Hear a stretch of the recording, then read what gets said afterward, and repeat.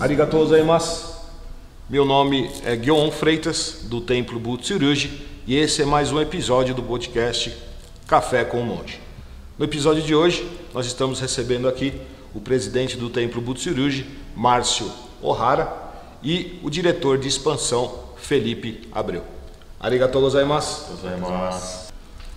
No podcast de hoje, nós vamos abordar o tema grau de religiosidade. Há um período atrás, a Homon Butsurugi editou alguns panfletos de orientações religiosas e um deles é exatamente sobre esse tema, grau de religiosidade. Vamos começar então nossa discussão aqui sobre esse tema religiosidade e vamos debater assim, quero que você me explique, veja a sua visão, né? Na sua prática, como é que está o seu tempo para rezar? Essa prática religiosa mesmo, você está tendo tempo de realizar essas atividades de lapidação espiritual? Como é que você vê isso? A questão da pandemia ajudou bastante. Minha prática realmente não estava de acordo com o que era o ideal para um fiel que já nasceu na religião. Graças a orientações e graças ao Gohon Zen, este ano eu tive a oportunidade, desde janeiro, de participar praticamente de todos os cultos matinais e assim receber os ensinamentos e melhorar a minha lapidação espiritual. E como é que eu insiro nas orações as atividades religiosas, já que a gente sabe que as atividades do templo ela não é apenas a oração, ela engloba outras atividades também. Como é que você consegue conciliar isso no seu dia a dia? Arigatou gozaimasu. A atividade religiosa, ela, assim, é importante para você manter a sua, vamos dizer assim, a sua mente mais centrada, né? Porque enquanto a gente não, pelo menos eu sinto isso, quando eu deixo de praticar, eu acabo meio que baixando também a minha vontade de estar participando, né? Vamos dizer assim. E desde que eu assumi a diretoria aqui de expansão, né? Eu percebi que a minha prática também era muito abaixo do que um fiel deveria ser, né? E desde então eu meio que despertei nesse momento, né? Desde que eu virei diretor de expansão, e esse ano principalmente é um dos anos que eu estou indo mais vezes ao templo, né? Participando praticamente das maioria das atividades do templo, né? Eu não teria feito isso tudo se não tivesse feita essa prática religiosa, né? A gente sabe que a gente tem que estudar, tem que ir para o trabalho, às vezes tem muita coisa para fazer. Como é que eu faço para conseguir conciliar tudo isso, mas me focar mais na parte espiritual? Como é que eu faço isso? Eu acho que o importante mesmo é sempre colocar os ensinamentos em primeiro lugar e os gorrocos. Porque no dia a dia a gente se preocupa muito com muita coisa, que a gente não vai ter retorno, só que a gente sabe que fazendo gorroco, fazendo oração, as coisas fluem naturalmente. Só que para sentir isso, a gente precisa primeiro vir ao templo, a gente precisa participar dos cultos, receber os ensinamentos, para daí começar a perceber a importância. E o tempo a gente consegue. A gente só não consegue porque a gente dá prioridade para coisas que não é importante e a religião acaba ficando para depois. O Márcio comentou algo que eu falo que enquanto a gente não colocar prioridade na nossa vida, a religião, a gente nunca vai dar o devido valor para ela. Então, assim, quando você fala assim, eu prefiro, sei lá, prioridade minha é trabalhar, a religião nunca vai ser nunca vai ser a base dos... Assim, o que eu considero que a religião tem que ser a base da nossa vida e o resto vai se mudando. Assim, a religião sempre vai dar a base, então o resto vai acontecer de acordo com o que a gente for praticando, principalmente o nosso Dharma. Tudo isso que foi falado é extremamente importante, mas vamos a um nível um pouco mais acima. Como é que eu faço para melhorar a frequência nessa prática, a frequência nos cultos? O que eu tenho que fazer para melhorar isso? Porque nós sabemos que nessa, como já foi falado, essa correria do dia a dia, a gente vai, eu vou rezar quando der tempo, quando eu puder. Como é que vocês veem isso? O que vocês podem comentar sobre isso? A gente pode começar assim, vou noterar uma vez por semana. Aí você vê que começa ficar melhor assim, agora eu vou 2 vezes, ou 3 vezes. E assim vai. Assim, eu até sinto um pouco até de inveja do Márcio, que ele consegue vir todos os dias no Oterá, né? Assim, a minha meta um dia será igual ao Márcio. Mas eu tenho vindo pelo menos umas 3 vezes por semana, então, assim, tem me feito muito bem isso. E as pessoas que querem tentar aumentar, acho que essa é Você uma... percebeu isso no seu dia, essa prática que aumentou, você percebeu uma Sim, mudança? com certeza. Porque assim, enquanto eu não vinha no Oterá, minha religiosidade ela era muito fraca também. E o Oterá ela fortalece, querendo ou não, assim, participar aqui é diferente. Aqui o Dharma é mais forte aqui, eu não sei como que é. Também acho super importante essa prática diária. Eu me esforço para colocar em primeiro lugar a oração, por isso que eu tenho vindo antes de trabalhar, porque a gente sabe que se deixar para depois o trabalho, ou deixar depois os afazeres, a gente acaba não fazendo, ou às vezes está cansado e acaba não fazendo também. É algo que no passado eu fazia muito, daí quando ia rezar sobrava um tempo mínimo para isso, né? E com o tempo a gente vê que essa prática, ela tem tanto benefício que a gente não quer parar mais. Tanto é que eu falei, eu vou começar já lá com uma meta lá em cima, porque eu sei que se eu não conseguir pelo menos até metade eu vou. Mas eu tenho mantido pelo menos a meta que eu estipulei no começo do ano. E além de poder vir participar de todos os cultos praticamente de manhã aqui no Templo Butsurugi, eu também, graças ao Goronzen, eu tive a oportunidade de todos os meses ir visitar algum outro templo fora. E fiz oração também em outro. É algo também que eu não tinha conseguido no passado e que não era nem meta, mas que foi possível graças ao meu começo. Eu tive que dar esse start, eu tive que ter essa meta lá em cima para daí conseguir. Graças ao Goronzen até o momento, como tem sido muito bom, eu tenho mantido. Está falando até agora da nossa prática, a prática do Márcio, a prática do Felipe, mas nós sabemos que nós temos a família, né? E também sabemos que muitas vezes dentro da nossa casa só eu sou budista, pratico o budismo primordial.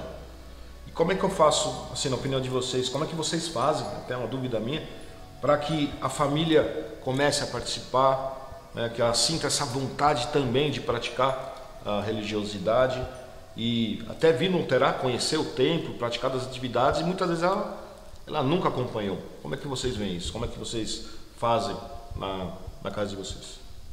Márcio, por favor. No meu caso, eu recebi essa herança religiosa dos meus pais, então a questão de praticar com eles aqui acaba sendo algo natural, né? Graças a eles que hoje eu venho fazer Gohoku aqui, porque eu já vi eles fazendo Gohoku, vindo ao templo para fazer oração. E todo mês que tinha culto, meu pai me trazia aqui, meus pais, né? Mesmo que não rezava, a gente ia jogar bola lá, mas estava aqui, né? Vinha brincar, ficava correndo, mas vinha poterar. E isso foi uma sementinha que foi plantado praticamente desde quando eu nasci e que hoje, com o tempo, foi fortalecendo. E hoje eu vejo que ficou ao inverso. Agora eu com o cargo, eu vejo o quanto minha família ela se esforça para poder me ajudar. Eles não falam isso para mim, mas é perceptível, principalmente no Yakisoba, o quanto eles se esforçam para poder fazer esse Gohoku, sabendo que eu estou exercendo o cargo de presidente e para poder, lógico, pensando no Oterá, mas também tem a questão familiar também. Mas praticar com eles sempre foi importante, tanto aqui como em casa, e eu agradeço muito a eles por essa herança e por hoje estar aqui. Em relação a mim, eu sou da parte que a família não é da religião, né? Com certeza muitos fiéis acontece isso, né? De os pais não serem. Eu confesso que eu nunca me esforcei para fazer meus pais conhecerem a religião, porque eles já são um pouco mais, assim, já tem uma religião que eles gostam já, né, assim, que eles praticam. E assim, fazendo a prática da fé em casa, eu vi que melhorou muito a questão familiar minha, sabe? Desde antes mesmo de começar na religião, eu via que, por exemplo, meus pais brigavam muito, tinha muita confusão em casa, então praticamente uns 2, 3 anos assim que eu tô fazendo essa prática mais fervorosa, assim, a situação de casa melhorou muito, assim, é impressionante. Então, eles não participam, mas assim, pelo lar estar recebendo na minha Horenge Kyo, a situação de casa, nossa, é completamente diferente, né? E não só familiar, mas assim, quem sabe um dia eu consiga transferir essa religião também para outras pessoas, né? Para minhas tias, para meus amigos mais próximos. Esse é o intuito meu. Para fechar, vamos fechar a cereja no bolo. A gente falou da nossa prática pessoal, prática da família, mas é o principal, vamos chegar na expansão. Como é que eu faço para convidar outras pessoas a vir no templo, ensinar outras pessoas a a realizar as atividades religiosas? Como é que vocês veem isso e o que vocês fazem no seu dia a dia, na prática mesmo, para convidar outras pessoas, aquelas que não conhecem nada do budismo primordial? Martinho, pode começar. Vou ser sincero que sempre tive muita dificuldade de falar sobre religião, tanto para amigos como para parentes, pelo fato até de nascer na religião, né, e conviver com um país totalmente católico, né, onde no começo a aceitação era mínima e hoje o budismo ele está mais aberto e as pessoas procuram mais do que no passado, né. Mas atualmente eu tenho eu tenho menos vergonha, eu posso até dizer. Às vezes eu comento com o Guionche que eu escuto alguma coisa aqui no discurso religioso e às vezes eu estou no serviço e eu conto a mesma historinha para eles e tem até amiga minha que fala, nossa, eu estava precisando escutar isso. Nossa, eu falei para minha mãe isso e ela gostou. Então, vira e mexe eu conto. Recentemente eu falei do cavalo que bateu a cabeça no tronco, né? Mas são fábulas que estão ligadas, são contos, né, que estão ligados ao ensinamento, mas que a gente todo dia pode transmitir alguma coisa para as pessoas que estão ao nosso redor. A gente pensa que não, mas sim, porque falar direto de religião às vezes assusta. Então, assim, essa abordagem eu estou começando a aprender melhor agora. Em relação à expansão, né, agora que eu estou nesse cargo faz uns 2 anos, eu vi como é importante, não só eu, mas todos os fiéis estarem participando dessa parte de expansão, porque sem os fiéis estarem falando sobre expansão, o templo não sobreviveria, vamos dizer assim, né? Porque eu tenho um pouco de dificuldade também de estar falando da religião, mas assim, não é questão de... O Marcinho falou que nasceu na religião, mas é porque eu sou tímido mesmo. Mas eu sempre tento falar um pouquinho sobre a religião, geralmente quando as pessoas são um pouco mais abertas, assim, para receber alguma palavra, algum ensinamento.